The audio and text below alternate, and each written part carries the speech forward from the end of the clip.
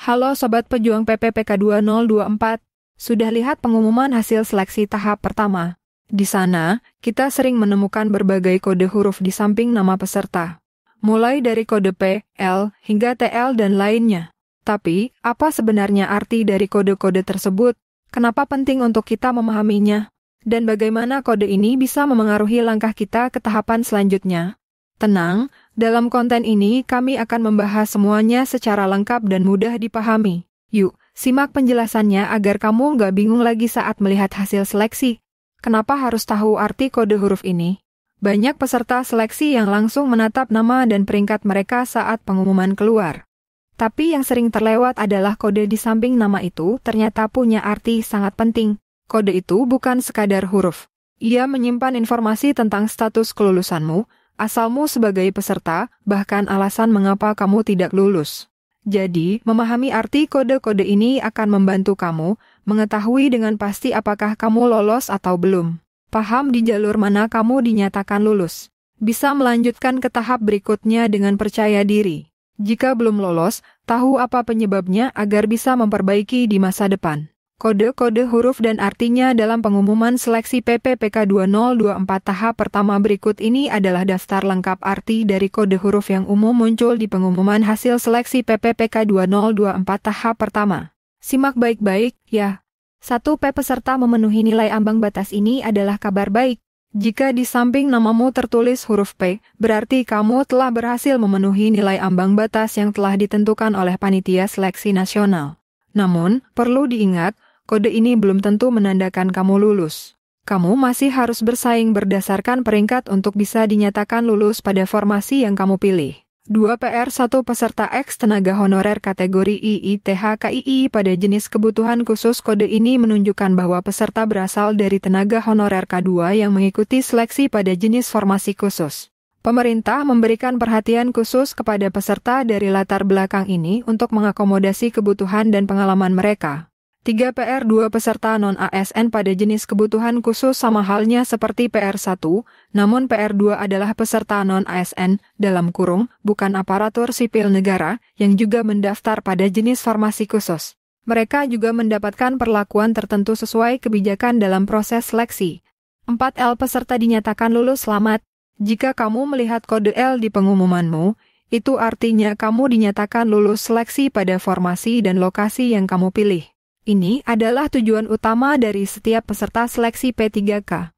Kamu sudah menaklukkan nilai ambang batas dan berhasil masuk ke peringkat terbaik untuk formasi yang tersedia. Tapi ingat, perjalananmu belum selesai, masih ada tahap pemberkasan dan proses penetapan NIP. 5. L-2 peserta lulus setelah perpindahan formasi. Kode L-2 artinya kamu dinyatakan lulus setelah adanya perpindahan formasi. Kadang, peserta yang memenuhi nilai ambang batas bisa dialihkan ke formasi lain dalam instansi yang sama jika formasi awal sudah terisi penuh. Jadi, meskipun tidak lulus di formasi awal, kamu tetap beruntung karena dapat tempat di formasi alternatif yang masih tersedia.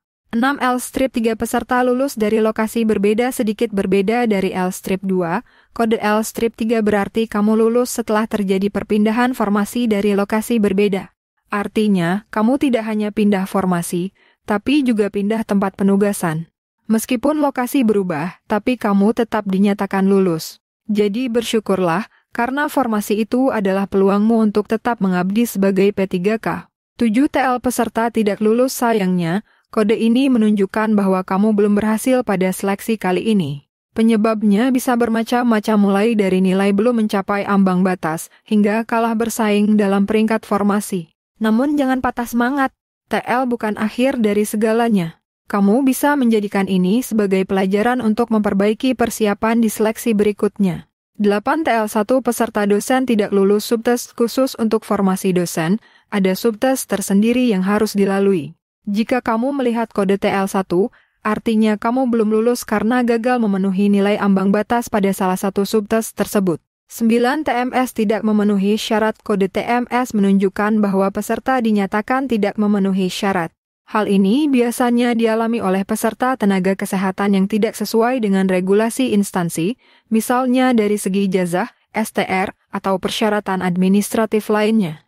Pastikan untuk selalu membaca dengan cermat ketentuan teknis formasi yang kamu lamar. TH tidak hadir saat ujian. Kode ini muncul apabila peserta tidak hadir pada saat pelaksanaan ujian. Akibatnya, otomatis dinyatakan gugur karena tidak mengikuti proses seleksi secara lengkap. Plus 1A peserta dengan sertifikat kompetensi kode A diberikan kepada peserta P3K teknis yang memiliki sertifikat kompetensi resmi. Sertifikat ini memberikan nilai tambahan hingga maksimal 25% dari total nilai. Ini adalah bentuk pengakuan atas kompetensi profesional peserta dan bisa menjadi faktor penentu kelulusan. Penting, pahami kode L, L-2 dan L-3. Kode-kode L, L-2 dan L-3 adalah penanda penting bahwa kamu dinyatakan lulus. Tapi ketiganya punya perbedaan pada posisi formasi dan lokasi penempatan. L lulus di formasi dan lokasi pilihan utama. L-2 sama dengan lulus setelah perpindahan formasi dalam instansi. L-3 sama dengan lulus setelah perpindahan formasi dari lokasi lain. Ketiganya menunjukkan kamu berhak melanjutkan ke proses berikutnya, yaitu pemberkasan dan penetapan NIP. Jangan sampai terlambat, karena tahap ini punya jadwal yang sangat ketat. Kesimpulan, kode huruf bukan sekadar tanda, tapi informasi penting. Sobat P3K, jangan anggap enteng kode huruf yang muncul di pengumuman hasil seleksi. Di balik setiap huruf, ada informasi penting yang bisa menentukan arah karirmu ke depan. Memahami kode-kode ini tidak hanya membuatmu lebih bijak, tapi juga lebih siap menghadapi tahapan lanjutan. Jangan sampai kamu sudah lulus, tapi tidak tahu apa yang harus dilakukan karena tidak paham arti kode. Semoga kamu termasuk yang mendapat kode L, L-2 atau L-3. Tapi jika belum berhasil, tetap semangat dan jadikan pengalaman ini sebagai bekal untuk sukses di masa mendatang. Yuk bagikan konten ini ke teman-teman pejuang P3K lainnya. Karena semakin banyak yang paham, semakin sedikit yang bingung. Sampai jumpa di tahapan berikutnya, dan semoga sukses selalu untuk kita semua.